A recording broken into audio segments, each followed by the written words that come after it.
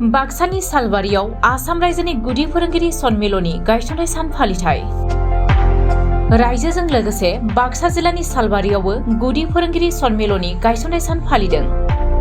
गायसननाय सान फालिथायनि बायदियै दिनै फुंबिलियाव फिरफिला बिरहोनायनि गेजेरजों जागायजेननाय फोरोंगिरि सन्मिलननि हाबाफारियाव थांनाय समफोराव मावबोनाय खामानिफोरनि गोसोखांथियाव मेल खुंनाय जादों। बे गायसननाय सान फालिथायावनो गासै फोरोंगिरिफोरा गुदि फरायसालियाव गोख्रैनो गाहाय फोरोंगिरि थिसननाय, गोजाम पेन्सन बिथांखिखौ मावफुंनाय, फरायसालिनि थासारिखौ जौगाखांहोनांगौ बायदि दाबि दैखाङो।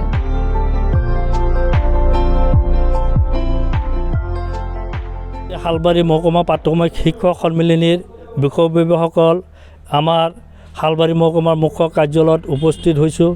এটা উদ্দেশ্যই আজি আমি আমাৰ প্ৰাথমিক শিক্ষক সন্মিলনীৰ প্ৰতিষ্ঠা দিৱস আমি পালন কৰিবলৈ লৈছোঁ। 1949 চনৰ 23 নৱেম্বৰ তাৰিখে আমাৰ শিলচৰ চহৰত, শিলচৰ মহকুমাৰ উদ্যোগত আমাৰ কনক ফুকন দেৱৰ নেতৃত্বত আমি প্ৰাথমিক শিক্ষক সন্মিলনীৰ জন্ম দিছিলোঁ। আৰু সেই জন্মনগৰীৰ পৰা আজিলৈকে 2023 চনৰ 23 নৱেম্বৰ তাৰিখলৈকে আমি আহি উপনীত হৈছোঁ। আমি বহুত ঘাত প্ৰতিঘাতৰ মাজেৰে আমি আহি এইখিনিত উপনীত হৈছোঁ।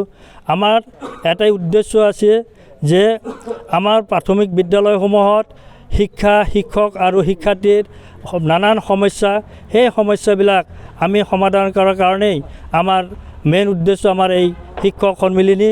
আমি এই সন্মিলনীৰ জৰিয়তে আমি শিক্ষকবিলাকৰ সমস্যা, ছাত্ৰ ছাত্ৰীৰ সমস্যা, বিদ্যালয়সমূহৰ সমস্যা এইবিলাক লৈ আমি চৰকাৰৰ লগত মাজে সময়ে আলোচনা বিলোচনা কৰি বহুতখিনি সমস্যা আমি ইতিমধ্যে সমাধান কৰিব পাৰিছোঁ। আৰু যিখিনি সমস্যা এতিয়ালৈকে আমি সমাধান কৰিব পৰা নাই, আমি দুপে আগবাঢ়ি আমি চৰকাৰৰ লগত আলোচনা বিলোচনা কৰি আমি আগবাঢ়ি যাই আছোঁ। আশা ৰাখিছোঁ আমি অধিক ভৱিষ্যতে আমাৰ সমস্যাসমূহ আমি সমাধান কৰিব পাৰিম। আমাৰ মেইন সমস্যা হ'ল আমাৰ প্ৰাথমিক বিদ্যালয়সমূহত প্ৰধান শিক্ষকৰ অভাৱ। আজিলৈকে